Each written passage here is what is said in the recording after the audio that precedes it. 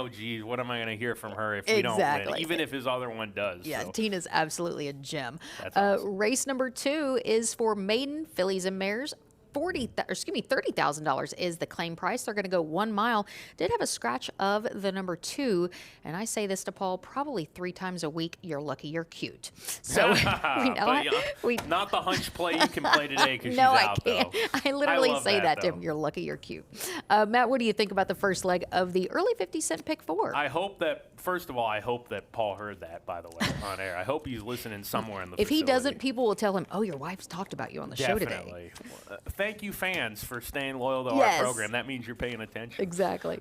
Donita's my pick in here. A little bit of a price play here. Coming off a 6th-length loss, going 2 turns on the grass. The only dirt race this runner ran in was not good. However, it was in a restricted maiden special weight at Churchill. In for 30-day for Sippy Contreras. Sippy, fantastic. 25% off the claim from a 48-horse sample. So whenever Sippy claims a horse, I'm paying attention to that immediately. Freshens up, does drop in class, and is in for $30,000. Was claimed for 25 last time, where this horse ran 4th routing on the grass. But getting to the dirt here at Oaklawn, Sippy's got 2 strings. He's got most of his horses here, but he's also got horses at Turfway Park. And if you really thought this horse couldn't be effective on dirt, he'd probably run the horse at Turfway on synthetic. So the fact this horse is getting to dirt, trying that again, I'm not concerned about that. I trust Sippy's judgment here. Absolutely. I'm going to look to the number 4. That's Mackenzie's Glory. Guess who this one's sired by? Kenny McPeak sends this one out with the services of Manny Escobar. Is the most experienced in the bunch. Sometimes that can be a little cause for the pause, but does make start number 12 today. Moves back to the dirt, which she actually hasn't raced over since late November of 24, and when facing tougher maiden allowance. But she does exit a 3rd.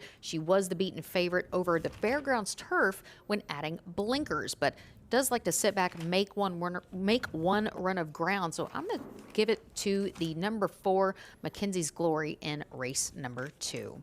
The 3rd, Matt, starts another 50-cent pick 5 leg, and this is for fillies and mares, 4 and up, non-winners of 3. We've seen a lot of this. Claim price $12,500 at the distance of 6 furlongs. We do have Tyler Bacon on the number 1 and a scratch of the number 8, Spotlight. All right, good to know that rider change. Alfredo Triana will be off his bounce today. My top pick here, Nancy, is Jetpack, a runner here that has won 2 in a row. It took her a little while to find her friends, but she has. And she's not a world beater. I mean, she's in for 12.5, but I still like the notion that when fillies get good, they get really good. She's won 2 in a row. She showed a good punch.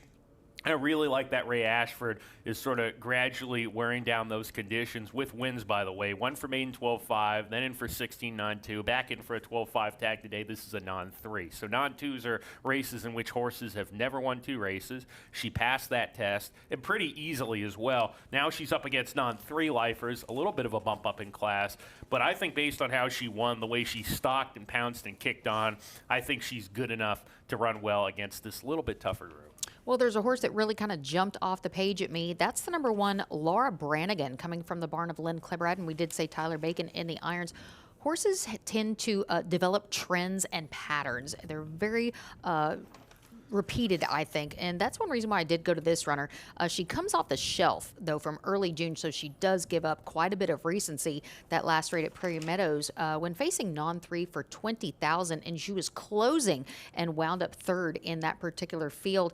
I like the fact that her last win was here at the 12.5 level, and both of her career starts have come off a very similar type of layoff. Some horses need a little break before they really fire off of that layoff. So I'm going to go for Laura Branigan and look to get the Yip Yip barn in the winner's circle. Laura Branigan, look at the bottom of the PPs here, Nancy. Golden Gate Fields 2023. That means yours truly called Laura Branigan on the other end of the coast. That's awesome. Another full circle moment. Absolutely. Yes. And we see certain horses, it's like you see them after a year and you go, wait a second, I was hanging out with them over here. Now they're in the middle of the country or wherever. Yep. They move around, Nancy. Yes, they do. Yes, they do.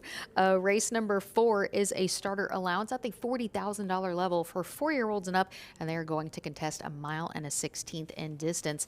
A rider change of the number 2, well, it's on there already, Rafael Bejarano, and scratch the number 7, Papillo. Oh, Mr. Bejarano on the 2 Mina. Yeah. Okay, there you go. I did not know that. Okay, well, with that in mind, I still don't like Nita to win the race. I'll say that. No offense.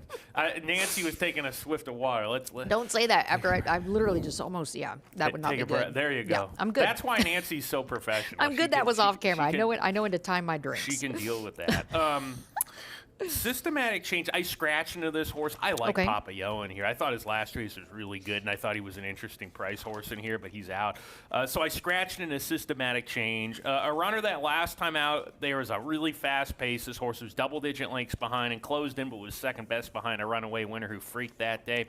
Getting to 2 turns, that last race was going a 1-turn mile. But you look at a race at Saratoga going a mile and 1/8, 2 turns. And this runner ran a very good race that day. So even though recently this horse has been running in New York at 1-turn miles, I don't think going to the 2-turn mile and a 16th is going to be any issue whatsoever. And I like that there is pace in here. I was sort of debating between Carolo Rapido and this one, but because I scratched and I decided to keep it the way it was. But Big Vince, Empire Builder, both horses with plenty of early speed. So should set up for an off-the-pace horse here if the race is run like it looks like on paper. Going with a little bit of a price here in race number 4. That's all the way on the outside with the number 9 Empire Builder. This is actually one of 2 contenders from the barn of Armando Hernandez. And a little bit sentimental, my brother rode the most 2 recent wins for Empire Builder, but he is kicking tail in Ohio. That's Rocco Bowen. But Empire Builder makes the 3rd start off the layoff and does dip back into today's level, winning 7 of her 14 starts at the distance. Very impressive, but unfortunately she fell apart late last go. They're going to put the blinkers on this afternoon, and I think she's the speed of the field and is going to be the one to catch. So I kind of I'm not mad about that outside draw at going the distance, because it is just a field of 9. If it was maybe 14, might be a little concerned, but 9, right. I think that. And now actually the 8-hole. Yeah. Oh yeah, the 8-hole, because that scratch. Good catch. A lot of American tracks, when you're going a mile, it's a fairly quick run of the first turn. When it's a 2-turn mile, so you don't want to be drawn all the way out there. Versus, and sometimes people get confused about this, in sprints, I like outside posts. If you're 12-hole, that's fine because you're away from all that traffic. Versus the mile close run to the first turn where you're going to be parked wide and you got to tuck over. Absolutely. Race 5, let's talk some Arkansas breds. 3-year-olds and up, maiden claiming $20,000 purchase price, and they're going to contest 6 furlongs in distance. Did have a couple scratches of numbers 8 and 13, but still Billy gets in the body of the field. Yes, so a full field remains here, and here's my price play of the day at 15-1 on the morning line, Cool Under Fire. I like second-time starters, and I like second-time starters when they drop in class if they don't run well. That's the case here with Cool Under Fire, who did not break well and was far back throughout in a state-bred maiden special weight. Went off at 12-1. I sort of look and see, okay, what kind of price do these horses go off at? Obviously, this horse didn't get hammered in the wagering, but also wasn't 50-1 either. In for 20 today. I like this move. A horse that needs a drop is getting it as a race under the belt, so got a tour around the track and got some fitness in surely there. There's nothing like running in a race to get fitness. You can work, but the race really means probably 3 or 4 works. So now this horse will be really ready in against the lighter group. I'll take a swing with this one, especially because the price probably will be, 15-1, but it will be up there. Yeah, you'll definitely get a good price. I think Rambo Quet Barn is due for a big day, and it could start here with the number 12 Huckabee. Luis Saez in the irons. Makes the 3rd career start today, exiting a much improved 3rd when taking on state-bred runners. Now, bothered at the break, recovered right up on the pace, had a brief lead at the top of the lane and was just outrun, finishing 3rd by only half a length. A very solid outing. Is going to get Lasix today, and I think, you mentioned the outer post does break from post 12, so we just have 1 runner on the outside. So a really good group of Arkansas bred maiden 20, and I've noticed you've been announcing a lot of claims lately. Yes, very much at all so. kinds of levels. Yeah, I mean, here they'll claim for 8, they'll claim for 75. I think there was one last year. I think someone claimed the horse for 100 or 125,000 in a specialized race. I think it was Danny Keene of Keene Thoroughbreds. So that just goes to show the market's good. People are willing to invest, and that's a positive thing. At least in the state of Arkansas, people want to purchase, they want to run, they want to have a good time, which is a great thing. And especially this last week, because the first week back we had a lot of higher quality races. This week, more of cheaper claimer type type, so you're getting a lot of that claiming activity. There were multiple races yesterday. I had 4 or 5 horses in a race getting claimed. That's a good thing, and like you said, that means the market's good. Absolutely. We're going to take a quick break on this special Monday President's Day edition of Oaklawn Today, and when we come back, we'll talk the first leg of the $1 Classics. Make every race day a win at Oaklawn throughout the 2025-2026 live race season. Thursdays, Fridays, and Sundays are your days to swipe at any swipe station throughout the racing side. Just insert your valid state ID or driver's license to see if luck is on your side. If you win, a ticket will print telling you what you've won and where to claim it. So grab your prize before the day ends. Guests must be 18 or older to swipe and win. From free food and race bets to special discounts at the racing gift shop, every swipe brings a little thrill, and maybe even a surprise. Don't just watch the races, join the fun and see what you can win at Oaklawn.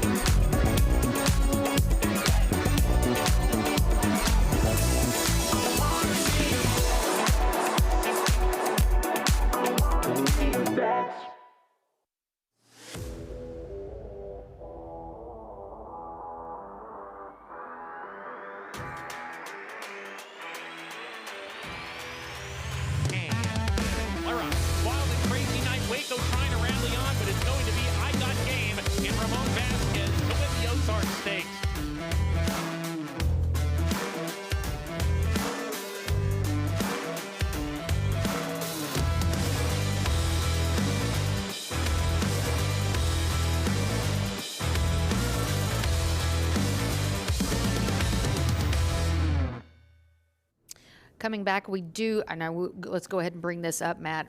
We announced in the first race of a scratch, and that was actually an error.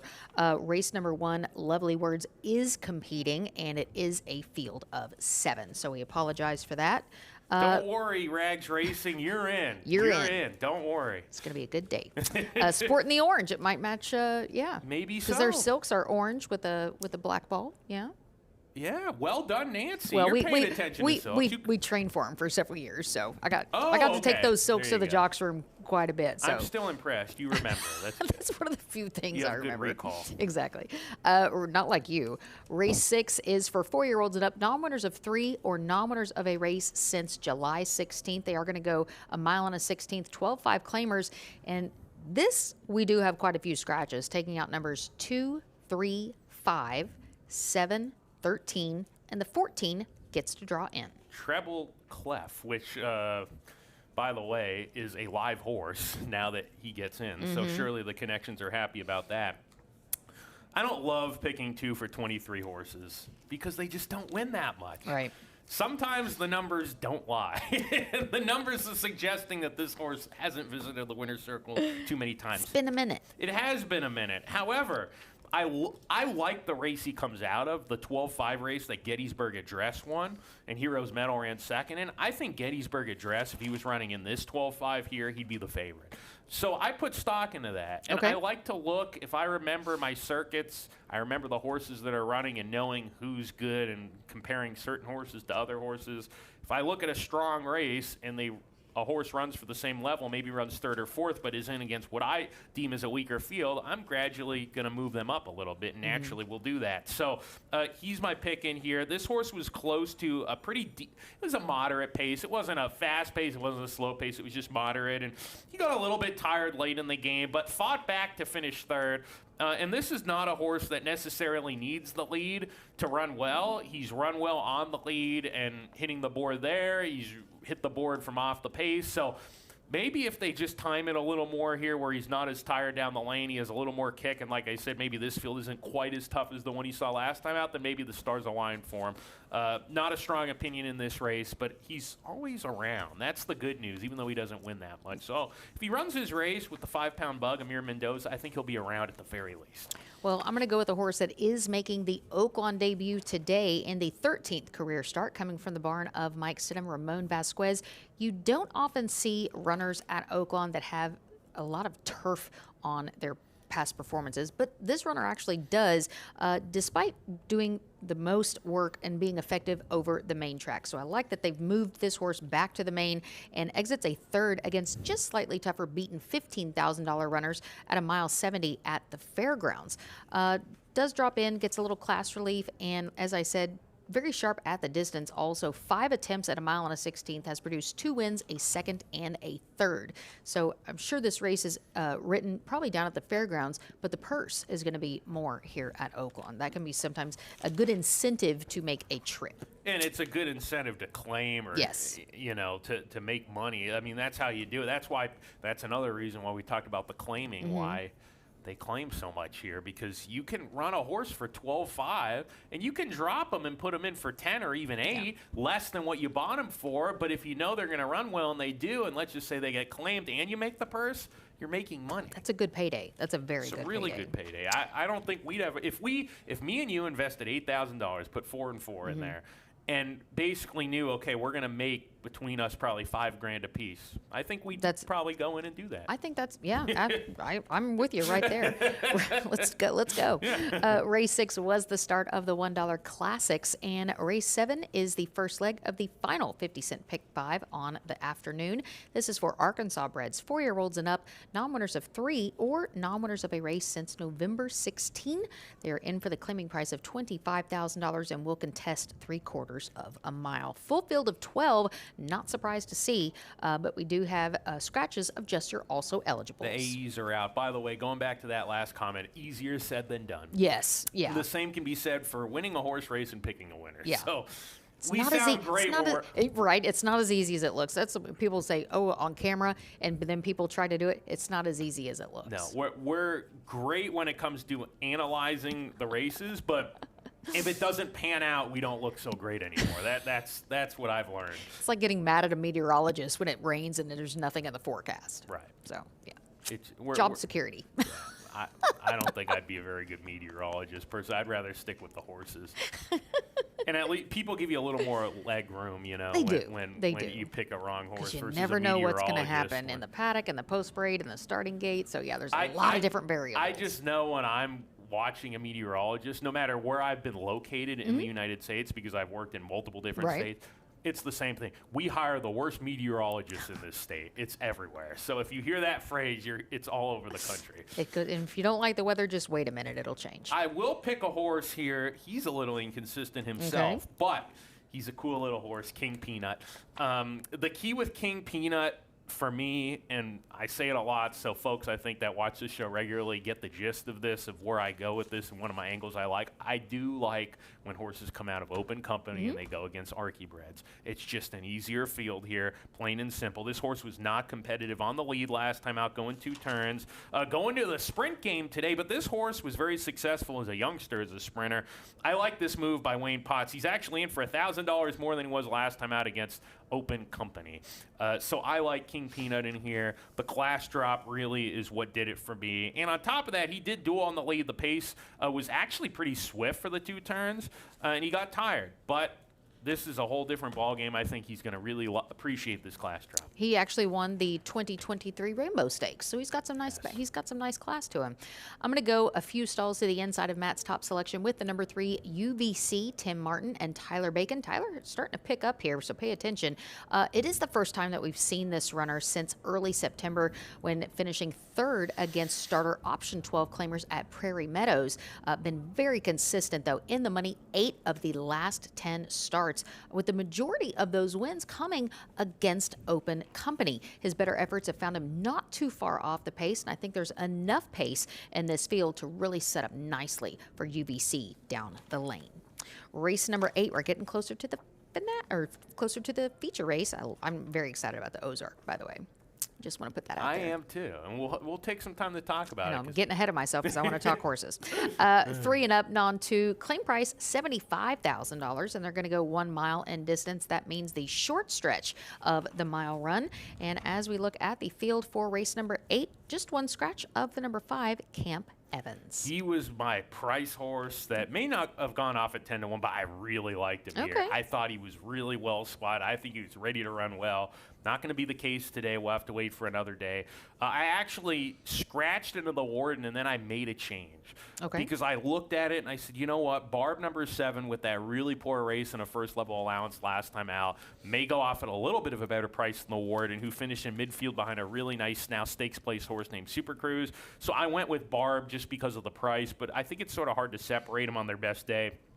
Barb was the favorite in a first-level allowance in a large field at Churchill Downs and was well behind in a very, very strung out group. This horse was not persevered with down the lane. His 2-back race when he broke his maiden for 100,000 going a 1-turn mile was sensational. He won by 8 and was wrapped up after stalking the pace. He came back in 3 weeks after that race, and he's taken some time off since then. That's the total definition of a bounce, Nancy, and the bounce theory suggests that a horse runs a huge effort, they come back maybe a little bit too quick, or they just come back in fairly decent time, and then they regress. This one regressed significantly. I watched the replay. Jose Ortiz basically at the quarter pole knew he was done, and he basically eased up on him. So even that 26th length loss margin in which the field was strung out, I sort of take that with a grain of salt because he wasn't persevered with. Freshens up in for 75. I'm fine with that. I like this horse to run a much better race. I am going to look to the number 2, the Warden. Francisco Arrieta gets back aboard this runner for trainer Phil D'Amato.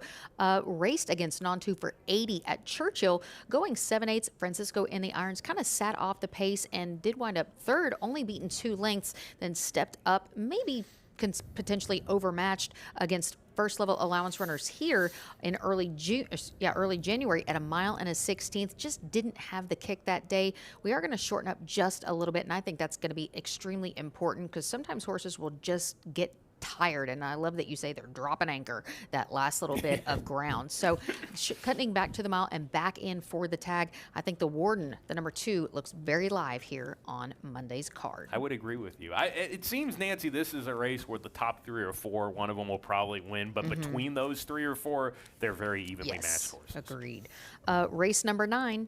It's the third running of the $150,000 Ozark Stakes. They will go 6 furlongs in distance, and it's also the first leg of the $3 Get Out Pick 3. Now, we do have a field of 8, as Extract's Arrow is a stakes scratch, and make the rider on the number 7, Chad Allen, Rafael Bejarano. And it is the highly anticipated 3-year-old debut of Ewing. Christian Torres aboard 6-5, and for the Enfuego trainer, Mark Cassie. Yeah, Ewing has always been a really well-regarded horse. He went off at 35 cents to the dollar on debut, and he won by 12. Was purchased for $585,000 at a 2-year-old in training sale, so he must have breezed really good. I mean, he's clearly has always shown talent. Then he came back as the second choice in the wagering, defeated a horse named Obliteration, who we saw come back to smoke Dirty Rich, who's number 1 in this race, the third choice on the morning line, in a stake here. And then Obliteration traveled overseas to Saudi Arabia and ran second in the Saudi Derby. Ewing, when you look at Oaklawn.com's workout portal on the videos there, you'll see a few of Ewing's works. He looks terrific. I don't know what he'll do down the road going long. He's sort of a horse that wants to go. He's young. He's a baby still. But it'll be interesting because clearly this horse has an immense amount of talent. This is just a starting point for him. But if he runs like he trains, I don't think he's losing. He's training like a really good horse still. And he could be, at the very, very least, a superstar in sprint races. He is super talented, super fast, and I think he's going to put on a show for us today. I did watch that last work on our website, and he worked in company with another of Mark Casse stablemates and just did it effortlessly. Was really starting to draw away, really got into the bit late, and a really good gallop out as well. That's something that you might not always be able to catch, but the cameraman did a great job filming that gallop out for Ewing, and he is easily the class of the field. He broke his maiden at Saratoga, and if you do that, you're almost going to be a stakes winner if you can break your maiden at Saratoga. And he just came right back running in the Grade 2 Saratoga Special. Both of those fields were very abbreviated. The Saratoga Special only had a field of 4, and he broke his maiden in a field of 5. He's going to get a few more participants here today, but it's interesting. Mark Casse said originally the Southwest was the goal, but he just didn't get enough time to put in him. He wasn't ready, so this was the spot where he landed. He said he's trained very well, but he's also a little concerned about his ability to relax. He loves to get out and go. He's shown the way in both of those career starts and against, as I said, those shorter fields at Saratoga. We see that sometimes in Santa Anita as well, or at Southern California Stakes. It's just not the field size that we probably do always have here at Oaklawn. But again, the Mark Casse barn can do nothing wrong right now, and he certainly looks to be the class of the field today. I'm really excited about him. And in Mary Rampolini's Daily Racing Form article about this race, Mark Casse was quoted saying it might be a tough task for Christian Torres, who's riding for the first time today, but Mark saying, we're hoping that we can get Christian to relax and try something new here. And that just tells me, obviously, we all knew the first part, which is that this is not the ultimate goal. The ultimate goal is not to win the Ozark. The ultimate goal with a horse this talented is to win something bigger and better down the line. Long season ahead, plenty of good races. But it also tells me that they want to see whether this horse has the mental ability to be able to relax so, and this is the most important part, so he can try 2 turns. If you've got a horse this talented with his pedigree, by Nick's Go, who's a Breeders' Cup Classic winner, I'm sure they're thinking, we'd love to try this horse in a Derby prep maybe, or maybe even just a little bit longer races. Maybe we're not looking for the Derby. Maybe it's a little too late for that with his mental maturity. Maybe we're going to look for big races going 2 turns in the second half of the year. But regardless, he's a very good horse. I think if he runs his race, we're going to see the same type of performance as French Friction did. I really do. I like that. I think he is that good. I think he is an exceptionally talented horse. So out of the gate, Matt, Ewing has never been contested. He's never really been headed. I see an early speed duel between Ewing and Dirty Rich, who does break down on the rail today. But is Dirty Rich as quick-footed, do you think, as Ewing? I think if they ask him, he can be, at least in the first quarter or the first half. I think Dirty Rich is in a tough spot because he draws the rail. He's inside of Ewing. And with that in mind, even with a field of just 7 others outside of him, Ramon Vasquez with a horse like him, who to me looks like a pure sprinter, I don't think he wants to run that far. Drawing the inside, I don't think he's the type of horse you want to take a hold of, get bottled up behind speed. I don't think he's really that type of horse. So he's going to have to go. I think he's going to have to ask him to go and use up energy early on. I don't think Ewing's going to clear off here, and especially because like what I said about what Mark Casse had said, I think Christian drawn outside's in a good spot if he wants to be able to take a hold if they want to try that with him. But Dirty Rich is going to be sent. He can go 21 and change, so he's going to be out there winging it.